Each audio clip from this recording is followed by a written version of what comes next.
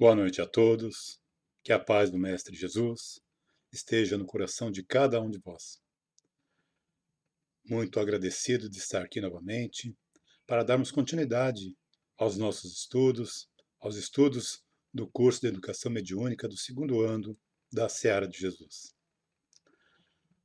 Antes que a gente comece o nosso estudo dessa noite, vamos cerrar os nossos olhos, agradecer ao Pai da Vida pela oportunidade que nos deu de termos conseguido vencer mais esse dia nessa nossa empreitada.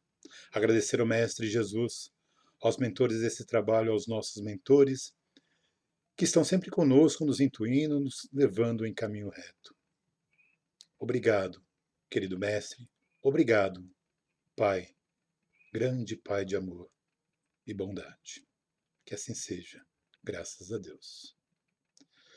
Muito bem, meus amigos. Hoje nós, dando continuidade aos nossos estudos, nós vamos ter uma aula um pouco diferente no dia de hoje. Nós vamos falar do livro Caminho, Mecanismos da Mediunidade. Vamos falar do capítulo 18, Efeitos Intelectuais. Correto? Eu digo que é um pouquinho diferente porque nas outras nós estávamos ali tratando os assuntos que estavam naquele livro da Federação Espírita do Estado de São Paulo. E hoje, como nós acabamos aquele livro, semana passada, os senhores já tiveram uma aula desse livro Mecanismo da Mediunidade, e nós teremos mais duas aulas deste livro e uma última aula que será de um outro livro que nós vamos falar mais à frente. É interessante que, como trata-se de um capítulo de um livro que nós não estávamos seguindo, então é importante que a gente aqui faça a leitura e a interpretação daquilo que nós vamos ler. Então, por isso também, um pouquinho, talvez fique uma aula um pouquinho morosa, que seria uma aula para a gente fazer em sala de aula, para a gente discutir bastante alguns temas. Mas não há possibilidade, vamos fazer aqui mesmo no ambiente virtual. Então, o que eu vou levar para os senhores hoje é a interpretação daquilo que nós vamos ler. E talvez aguçar em cada um de vocês um pouco de curiosidade de conhecer esse livro, né, de ler essa obra e outras obras desse grande amigo espiritual que foi André Luiz. Que é André Luiz, né? Ele foi quando ele estava encarnado. E como encarnado, ele não deixou obras que a gente pudesse ler. Mas como desencarnado, ele nos traz muitas informações do mundo espiritual. Ok? Então, sem mais delongas, vamos lá. Vamos relembrar. Semana passada, a Vanessa esteve aqui, falou com os senhores sobre efeitos físicos. Hoje nós vamos falar sobre os efeitos intelectuais. Semana que vem, no capítulo 19, a Mônica vai falar sobre a idioplastia. Na próxima, o Aparecido virá para falar sobre a psicometria. E a Fabiana irá fazer uma aula do livro Mediunidade, Vida e Comunicação, do Herculano Pires. Vai ser o capítulo 14, Mediunidade Prática. Ok? Então serão aulas interessantíssimas.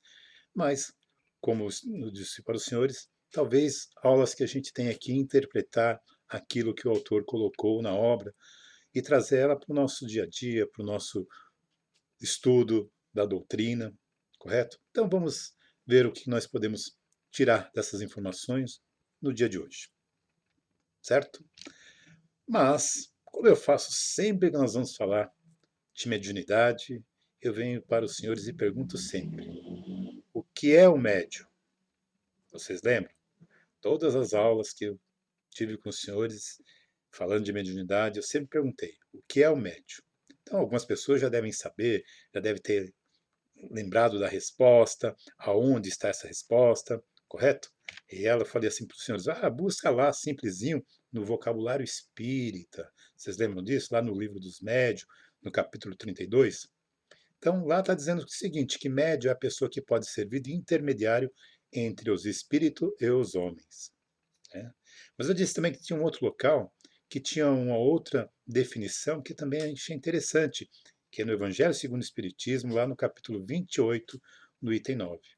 São os intérpretes responsáveis de transmitir aos homens os ensinamentos dos espíritos.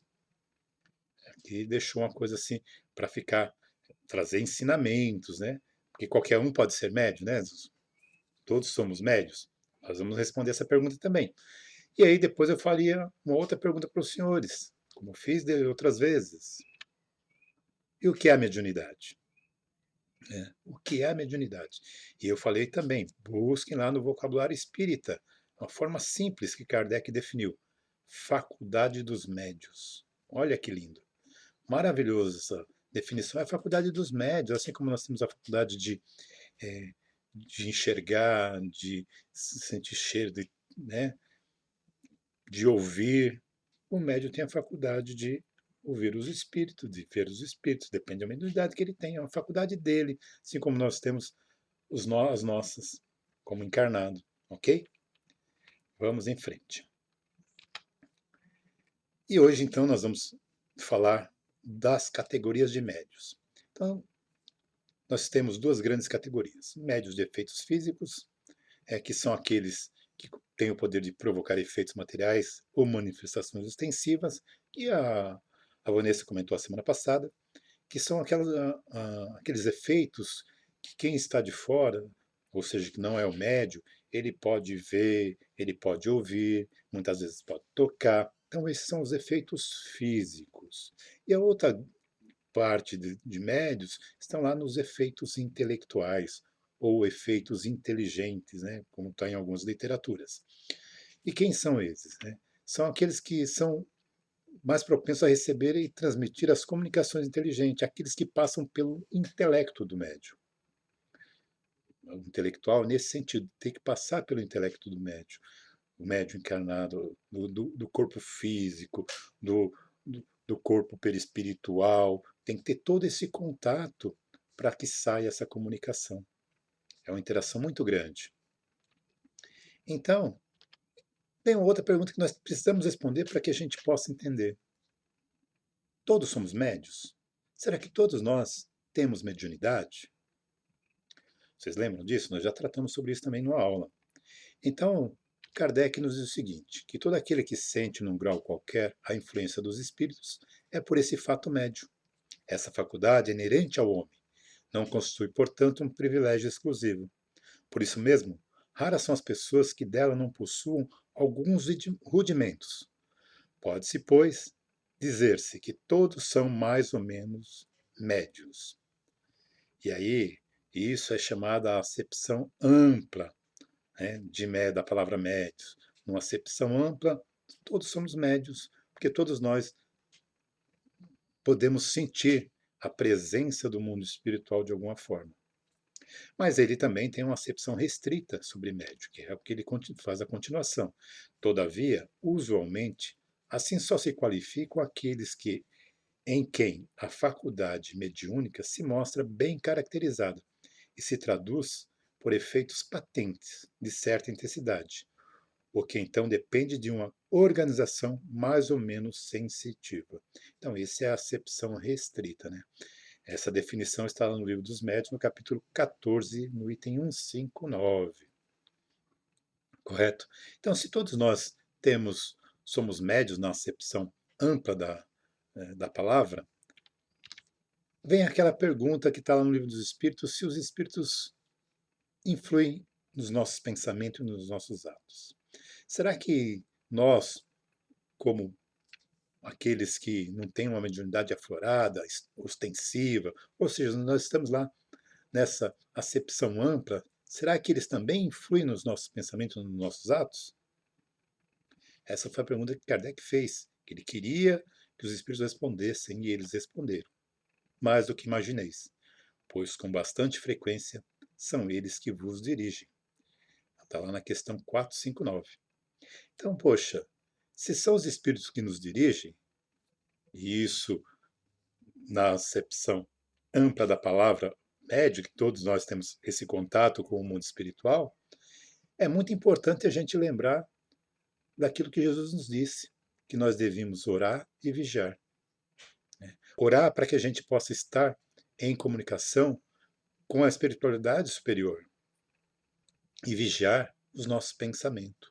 Porque nós somos estudantes da doutrina.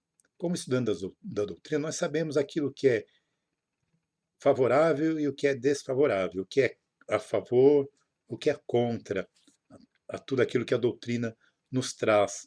Então, quando nós temos pensamentos que vão contrário àquilo que nós estamos estudando, nós temos que parar e entender o que está acontecendo comigo.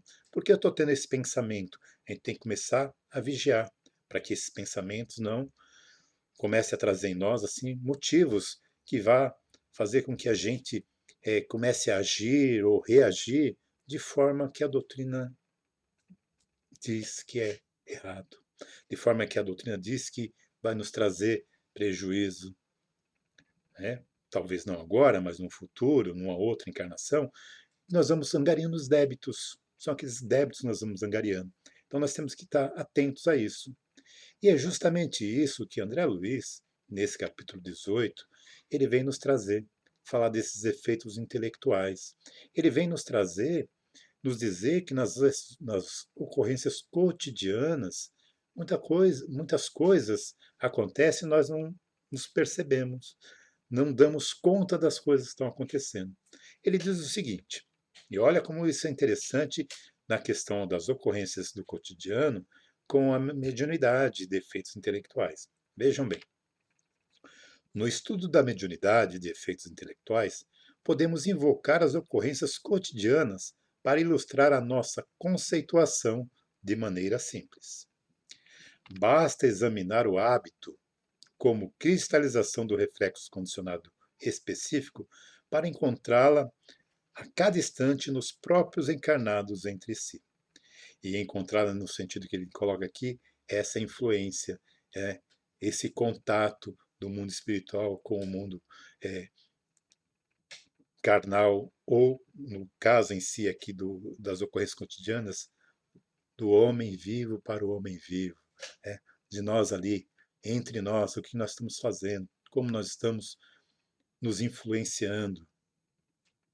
E veja que interessante, ele coloca assim, tomemos como modelo o homem buscando o jornal de manhã, e vê-lo-emos procurando o setor do noticiário com que mais sintoniza. Então tem pessoas que vão lá, pegam o jornal, abre o jornal no celular, no computador, para ver as notícias, para a gente estar conectado com o que está acontecendo no dia a dia, né?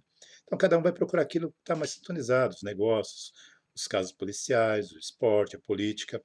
Então é nesse sentido que ele começa o nosso dia. E aí ele vai justamente o seguinte, ele pega os negócios como exemplo e diz, se os negócios materiais lhe definem o campo de interesses imediatos, assimilará automaticamente todos os assuntos comerciais, emitindo oscilações condicionadas aos pregões e avisos divulgados. Formará, então, largos raciocínios sobre o melhor modo de amealhar os lucros possíveis, e seu cometimento demanda a cooperação de alguém, buscá-lo-á incontinente na pessoa de um parente ou afeiçoado, que lhe partilhe as visões da vida.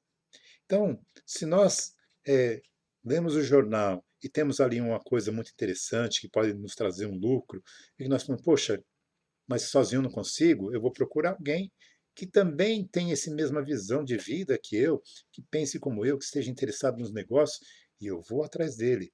Né? Esse sócio potencial que eu vou atrás, ele vai ouvir aquilo que eu tenho a dizer, vai refletir e vai ter as suas alegações, mas ele vai começar a agir mecanicamente, a mente dele vai começar a trabalhar, porque talvez ele não tenha lido aquela matéria. E eu vou levar a matéria no meu ponto de vista. E ele vai tirar daquilo que eu passar para ele o ponto de vista dele. Mas eu já, naquele momento, já consegui interferir no dia dele, já consegui entrar em sintonia com ele, e aí a coisa vai ficar legal, porque é, cada um de per si, ou cada um individualmente, falará na ação em perspectiva, com impulsos e resoluções individuais, embora a ideia fundamental lhe seja comum. Então, a ideia era comum. Onde começou? Lá no jornal. Aí eu trouxe. Eu tive um entendimento, passei o meu entendimento para o outro, e o outro entendeu de outra forma. Mas aí nós temos aquilo que nós chamamos, que André Luiz vem chamar, do reflexo condicionado. E ele coloca pelo reflexo condicionado específico, aurido através da imprensa, Ambos produzirão raios mentais, subordinados ao tema em foco, comunicando-se intimamente um com o outro e partindo no encalço do objetivo.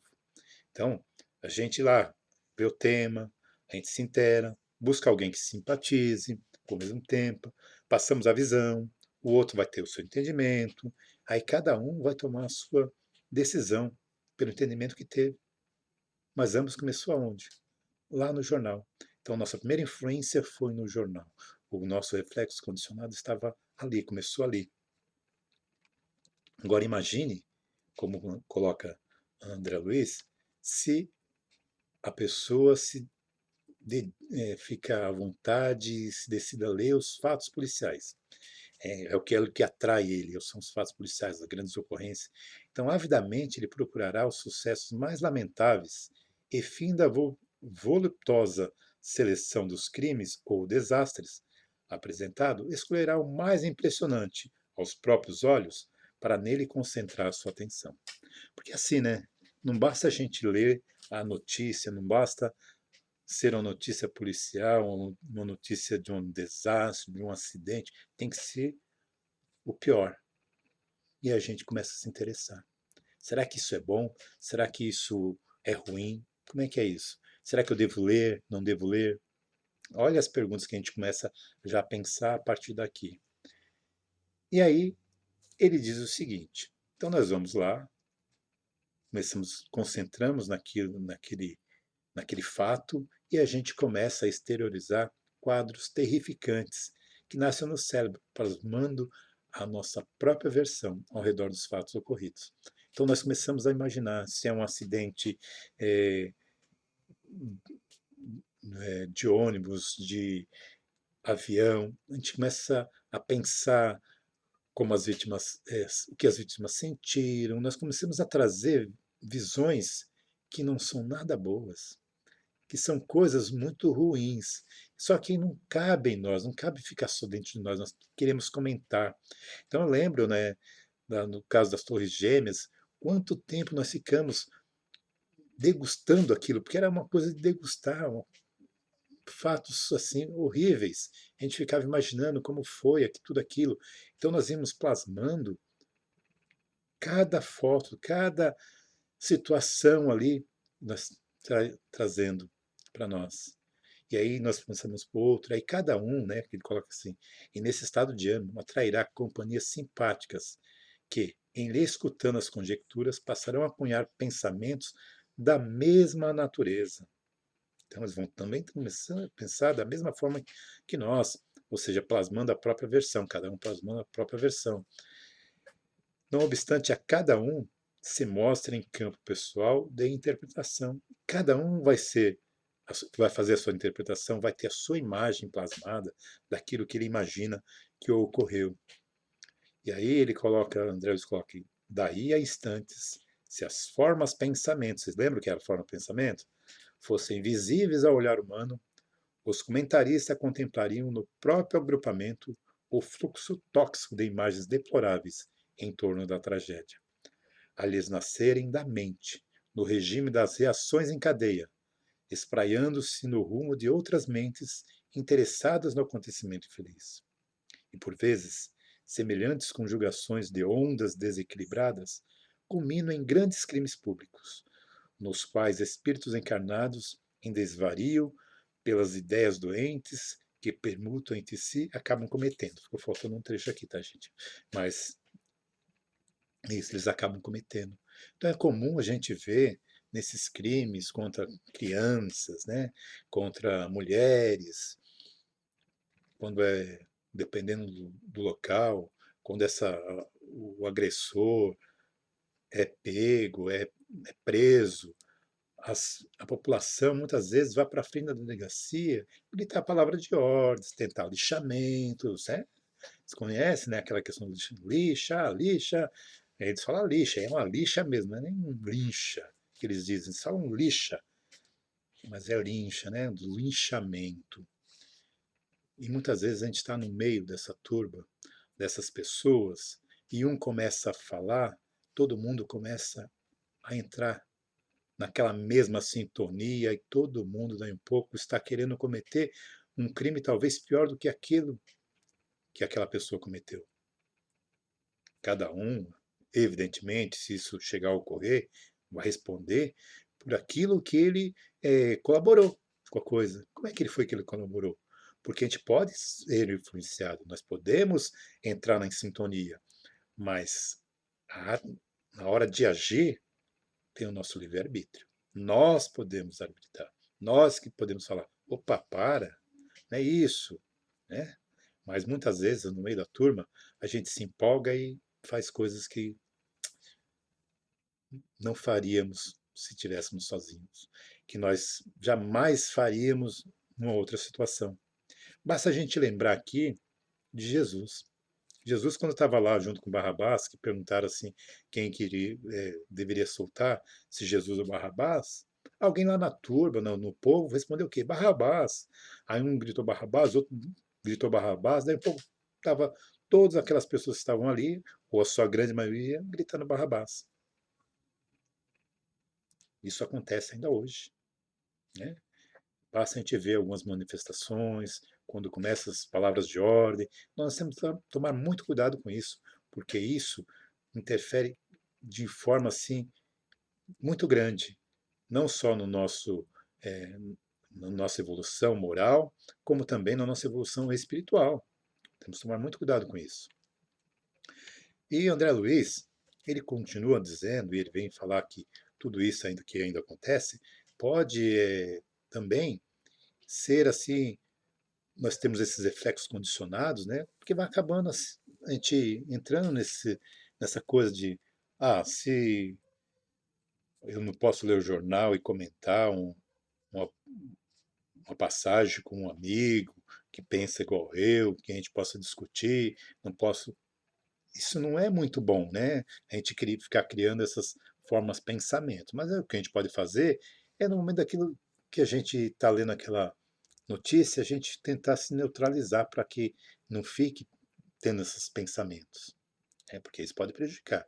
E aí, quando o André Luiz fala da mediunidade ignorada, ele traz que nessa pauta dos reflexos condicionados, ainda tem aqueles os vícios diversos, né, tão vulgares da vida social, a maledicência, a crítica sistemática, o abuso da alimentação, os exageros do sexo.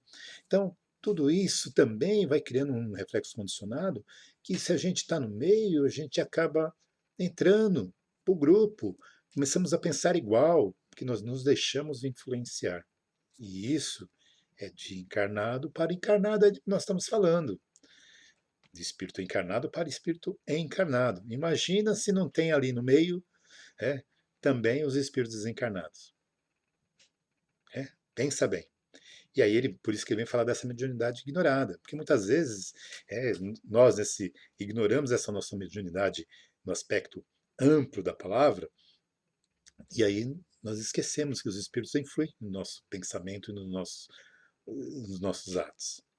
E aí ele fala assim, que este ou aquele espírito encarnado, sob o disfarce de um título honroso qualquer, lança o motivo inconveniente numa reunião ou conversação, e quantos lhe aderem ao monte passam a lançar oscilações mentais no plano menos digno que lhes diga respeito, plasmando formas pensamentos estranhas, entre as quais permanece o conjunto em comunhão temporária. Então, a gente está lá no ambiente de serviço, aí tem sempre aquela pessoa que gosta de fazer uma fofoca, aí nós entramos no meio da fofoca, daí um pouco nós estamos ali alimentando aquela fofoca, porque a gente faz fofoca de pessoas que não estão ali no meio, né, gente? Aí quando a pessoa chega, o assunto muda, aí vamos falar, ninguém mais fala nada, aí a pessoa muitas vezes entra lá e começa uma outra fofoca, e aí a gente entra num ritmo de novo, aí quando tá só dois, aquela pessoa que era o alvo da fofoca e uma outra que estava participando, muitas vezes ela fala assim, poxa, você nem sabe o que fulano falou de você.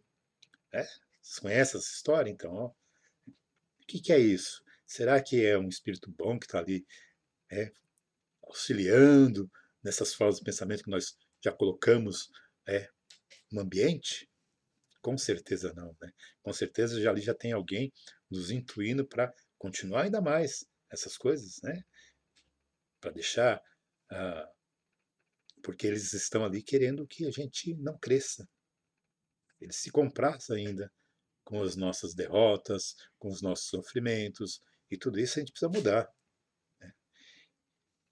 André Luiz continua. Como é fácil reconhecer, cada qual foi apenas influenciado de acordo com suas inclinações. Então, a única coisa que fizemos foi influenciar. Mas debita-se a si próprio os erros que vem a perpetrar conforme a onda mental que deitou de si mesmo. Ou seja, a pessoa pode me influenciar. Eu fico naquele momento, nossa, eufórico, mas se eu conseguir nesse momento mudar, né, a minha forma de pensar, mudar o meu reflexo condicionado, opa, ótimo, eu consegui, porque a coisa é momentânea, né? Que ele coloca lá. Mas se eu não conseguir, eu vou entrar no meio deles. E aí eu vou ter que assumir a minha responsabilidade. Ele continua dizendo assim: tais notas ajudam a compreender os mecanismos da mediunidade de efeitos intelectuais, em que encarnados e desencarnados se associam nas manifestações da chamada metapsíquica subjetiva. Ou seja, né, metapsíquica é a ciência que estuda os fenômenos mecânicos ou psicológicos devido a forças que parecem ser inteligentes ou a poderes desconhecidos. É assim que está lá que Charles Robert Richer colocou a metapsíquica subjetiva, é daquele indivíduo. Então, como é que nós vamos trabalhar tudo isso daí? Olha que interessante, né? Que as coisas que acontecem no nosso dia a dia ajudam a gente a compreender os mecanismos da mediunidade. Então, poxa, não é tão diferente assim. A influenciação de encarnado para encarnado e a influenciação do desencarnado para o encarnado. Né? Continua ele dizendo: em todos os continentes podemos encontrar milhões de pessoas em tarefas dignas ou menos dignas. Mais destacadamente, os expositores, aí eu me incluo, né? E artistas da palavra, na tribuna e na pena, como veículos mais constantemente acessíveis ao pensamento, senhoreados por espíritos desenfaixados do leme físico, ou seja, por espíritos desencarnados, atendendo a determinadas obras ou influenciando pessoa para fins superiores ou inferiores, em largos processos de mediunidade ignorada. Fatos esses vulgares em todas as épocas da humanidade. Olha, então, muitas vezes a pessoa que tem o dom da palavra, né, que começa a falar e as pessoas vão se achegando, muitas vezes são utilizadas por esses irmãos da espiritualidade, talvez que querendo são espíritos zombeteiros, né, que vão ali fazer com que a gente trabalhe de forma equivocada, que a gente passe a mensagem de forma equivocada, que a gente deixe de crescer, espiritualmente falando. Mas isso a gente pode mudar, porque nós, estudantes da doutrina espírita, sabemos que precisamos nos melhorar dia a dia. Né? Como eu falei lá, o vigiar e orar. Quando um pensamento, a gente vê que um pensamento é contrário àquilo que a doutrina coloca, nós temos que rever esse pensamento. Nós temos que entender por que estamos tendo este comportamento, esta atitude, porque estamos tendo essa forma de pensar de alguns casos. Isso é muito importante.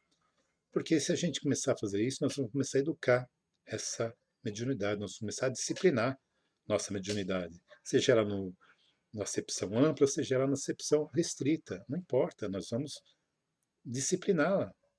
Isso é o importante, a gente disciplinar essa nossa mediunidade. Esse contato com o mundo espiritual tem que ser disciplinado. O que ele vem nos falar agora sobre mediunidade disciplinada?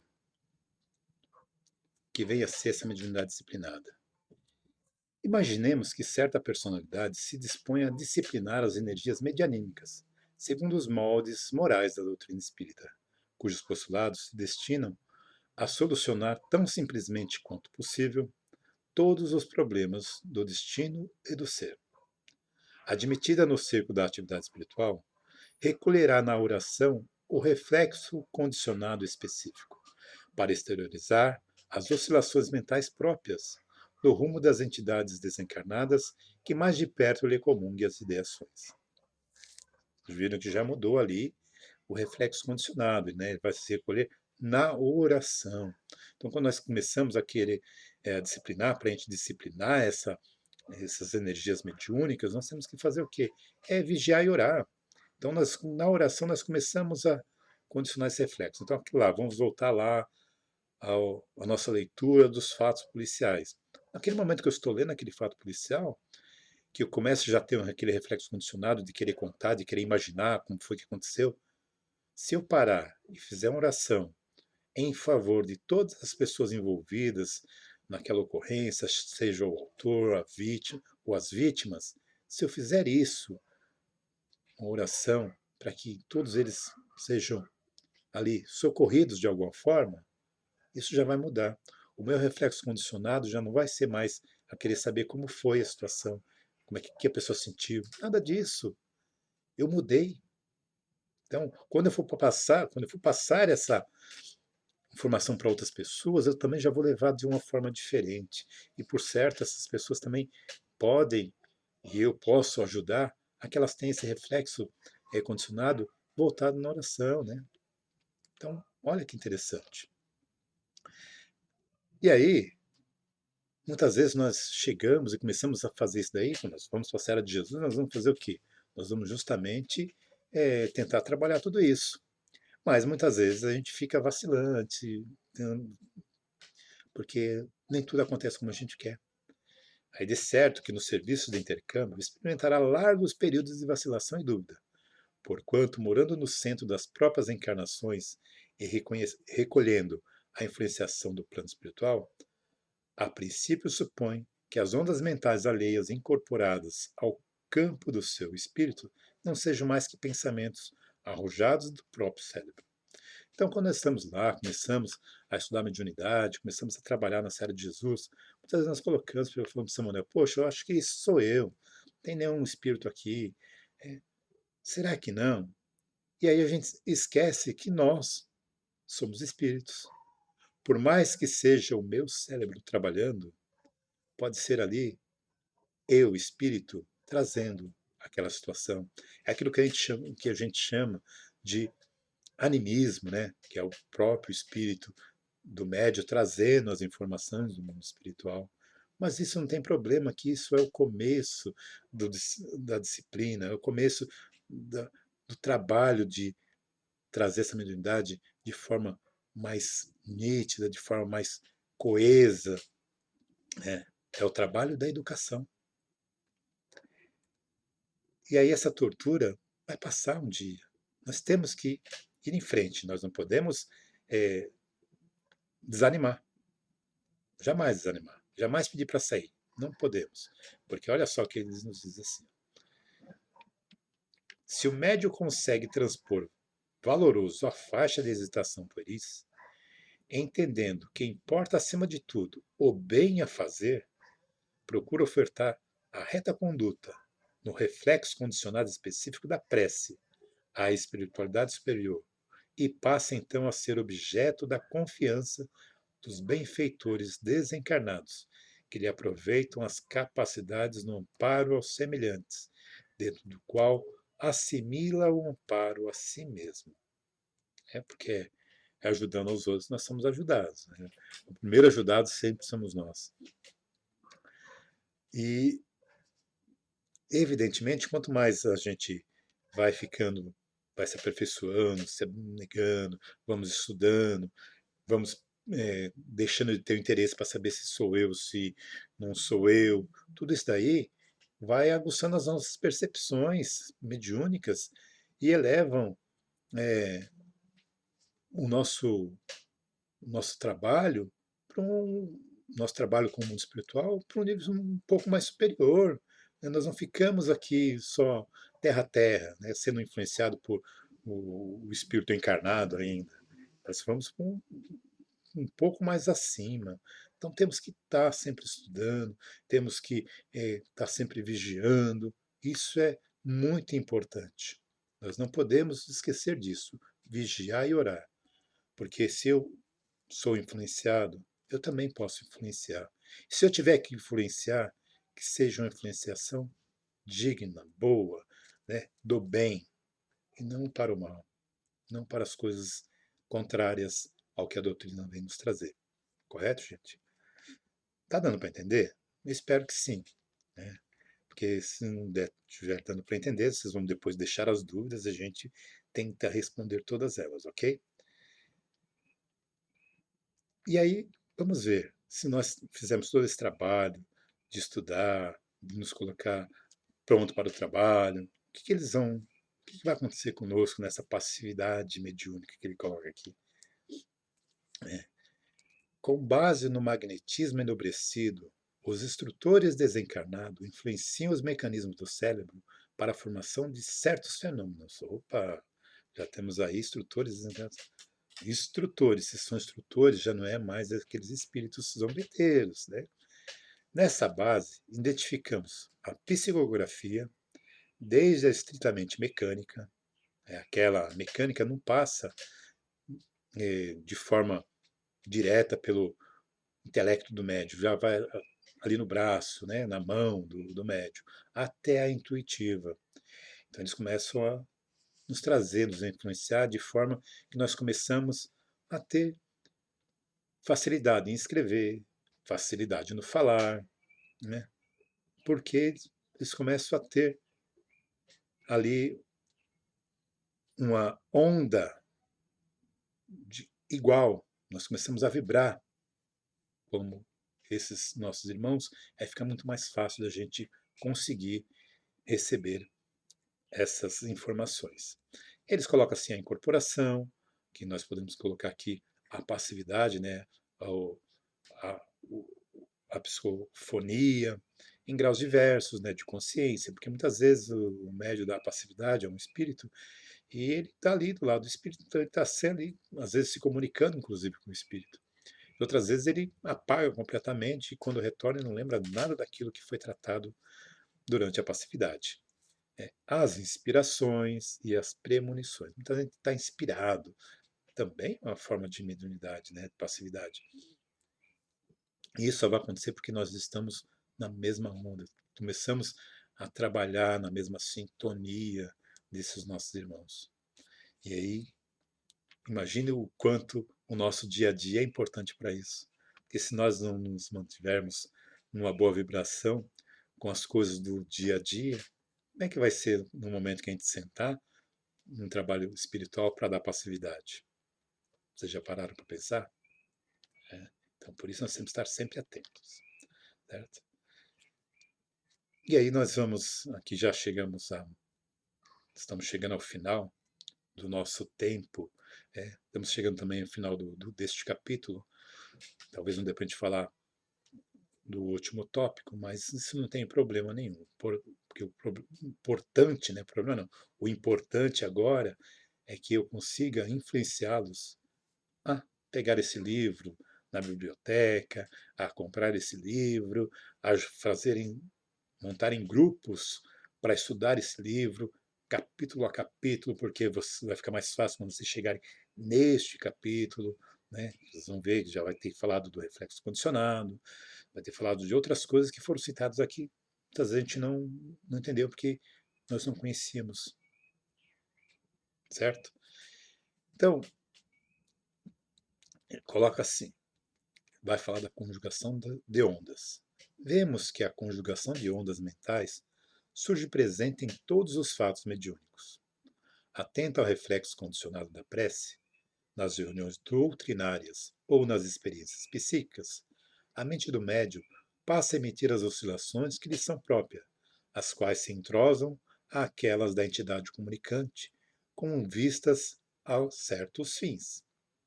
É natural desta forma que as dificuldades da filtragem mediúnica se façam, às vezes, extremamente preponderantes, porquanto, se não há riqueza de material interpretativo no fulcro receptor, as mais vivas fulgurações angélicas passarão despercebidas para quem as procura, com sede da luz do além.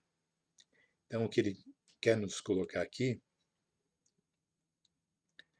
é que, muitas vezes, nós temos que estudar, nós temos que, como o efeito é intelectual, nós temos que entrar nessas ondas, né, estar ali como um acordo com esses nossos irmãos que temos que estar ali como um acordo entrosados, né, com essas entidades comunicantes, mas nós temos que ter material para eles trabalharem.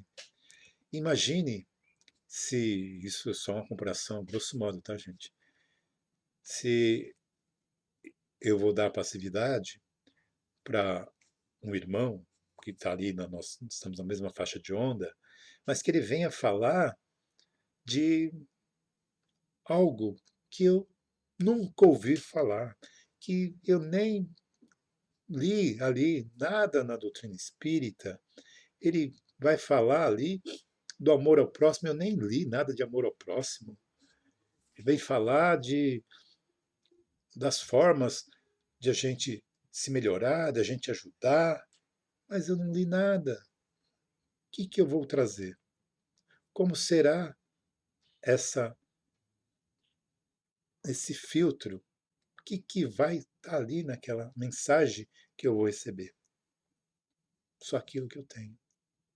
Então, muitas vezes, a gente pega uma mensagem de psicografia, que ela tem uma mensagem muito bonita, e outras, às vezes do mesmo espírito, já com outro médium, e aí você olha e fala assim, mas por que essa diferença?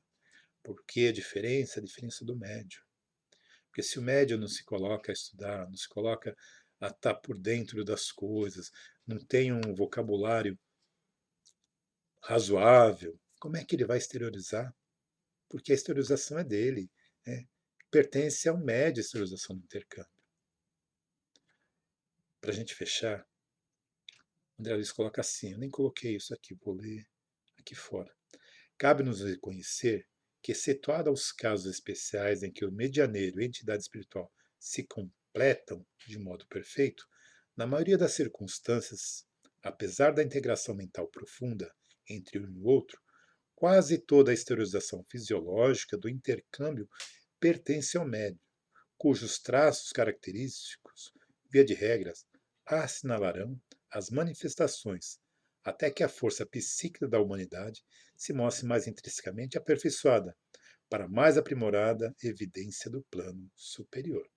Então, nós temos que trabalhar no nosso intelecto, nós temos que trabalhar a nossa mediunidade, nós temos que trabalhar nos nossos reflexos condicionados.